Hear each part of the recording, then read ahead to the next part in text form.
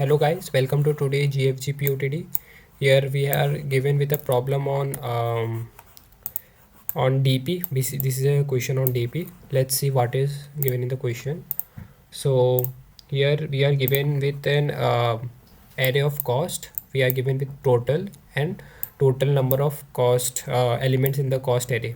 Okay, what we have to do is we have to buy the courses and maximize our buy by seeing the condition that is given as if we complete a course we will get 90% discount on the course if it is finished in that day. Suppose if I buy the course number 1 which has a cost of 10 and I complete it within the first day, then I will get a refund of rupees 9. Okay, so our the value of this course has become 1 if we complete this course, and as we are left with 9 rupees we can still buy this course. So the maximum of the courses that we can buy is 2.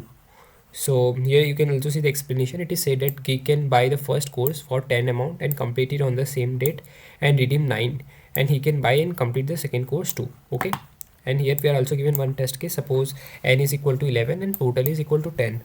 So if we buy the first course, that is 10, with the 10 rupees we will get a refund of rupees 9. Done. And after getting the 9 rupees back, if we buy this course we are left with rupees 8, and additionally we will get 1/9 of it. Then we will buy one more, we will get one more 1/9, and doing this so on and so on, we can buy up to uh, this much number of courses. One course will be left behind as we will not have the budget. So let's see how we can do this question. We are going to initialize the DP, and the size of the DP will be n plus 1, that is total number of elements, and total plus 1. As you can see in the total plus 1 we are storing the remaining amount. Suppose my amount is 10, the total amount, so it will initialize a DP of column 11, and suppose it has 2 elements, then 3, then my total cost is this, means my DP size will be, this is the total number of elements that are present, and then 11.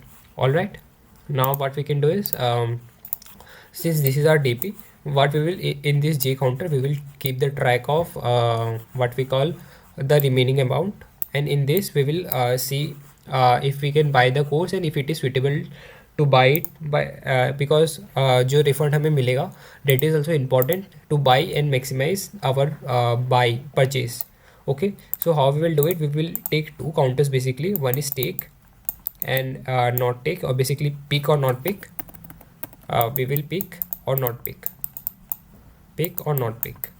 Okay, and how we are going to apply this condition, this condition will be applied by as initially this is equal to 0, and then we will initialize the pick counter, means if we can buy a course or not using our information. It is already stored in our DP. Suppose no pick, and then no pick can be equal to no pick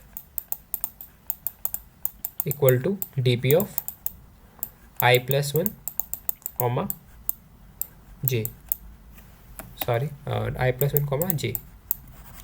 What this will do is, if we don't want to pick, then it will be initialized as this, then we will calculate how much we are remaining, that we will see in code how we will calculate remaining, and then return back the result by maximizing we have to pick or not pick. So शायद ऐसे बोलने से कुछ clear नहीं होगा, DP का code DP देख के समझ में आता है, तो एक सेकेंड में कोड खोल लेता हूँ जिससे आपको थोड़ा आसानी हो. 1 सेकेंड. GFG POTT Java.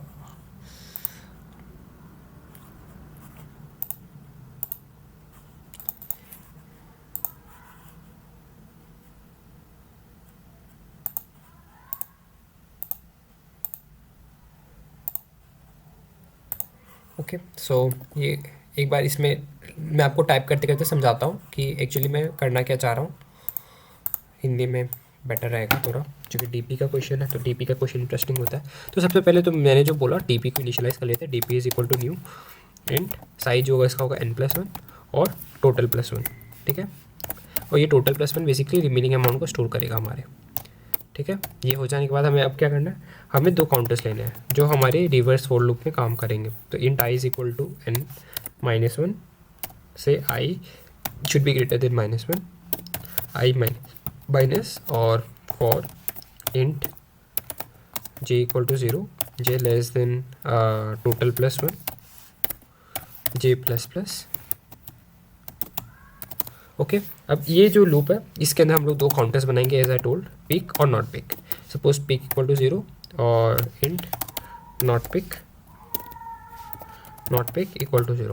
अब ये दो काउंटर्स बना दिया। अब हम लोग क्या करेंगे, जो नॉट पिक वाला है ना उससे हम लोग इनिशियलाइज करेंगे रिकर्सिव नहीं, मतलब लूप में, ताकि वो पुराने अपने डीपी के वैल्यू से इन्फॉर्मेशन लेते रहेगा। आपको डीपी का नॉलेज है तो आपको ये स्टेटमेंट बिल्कुल अच्छे से समझ में आ जाएगा। ये मैंने नॉट पिक की डाल दी कि अगर हमें नहीं लेना है तो उसकी वैल्यू कितनी होनी चाहिए। अब जो आया है यहाँ पर, अब हम लोग क्या करेंगे, कॉस्ट कैलकुलेट करेंगे।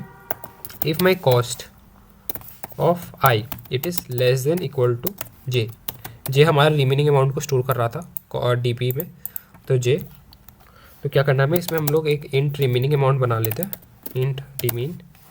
वो जो होगा हमारा क्या होगा, जे माइनस जो कॉस्ट है कोर्स का कॉस्ट निकालने के लिए कॉस्ट ऑफ आई, प्लस जो हमें डिस्काउंट मिलेगा, वो डिस्काउंट को कैसे ऐड करेंगे, cost of I into 9 weight into 90% है ना, तो 90 डिवाइड बाई 100। अरे एक सेकेंड, 90 डिवाइड बाई 100 है, 9/10 ही कर देता हूँ मैं, से आसान हो जाएगी थोड़ी, ठीक है। इन रिमेन इक्वल टू दिस, ठीक है। अब इसमें क्या करना, पिक को हमें इनिशियलाइज करना है कि पिक चेंज होता रहे 1 plus D P of I plus 1 comma remaining. Alright, अब हमें क्या करना है, हमें रिजल्ट को मैक्सिमाइज़ करना है। तो इंट जो डी पी ऑफ आई जे होगा हमारा, जो हमारा टोटल नंबर ऑफ कोर्सेज और उसको जो रख रहा है वो होगा math dot max pick comma not pick, ठीक है। और लास्ट में हम लोग रिटर्न कर देंगे किसे, return D P of 0 comma total, ठीक है। रन करके देख लेते हैं, एक सेकेंड, रिमेन और भी कुछ एरर था शायद, फॉर, अच्छा एक ब्रैकेट और होगा, एक ही एरर था, देख लेते हैं। और मिसिंग रिटर्न स्टेटमेंट ना चाहिए, रिटर्न तो बाहर आएगा ना इस लूप के, ये लूप है इधर तो ये इधर आएगा, और ये जो लूप है इसके अंदर,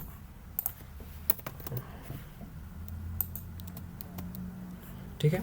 सबमिट करके देख लेते हैं।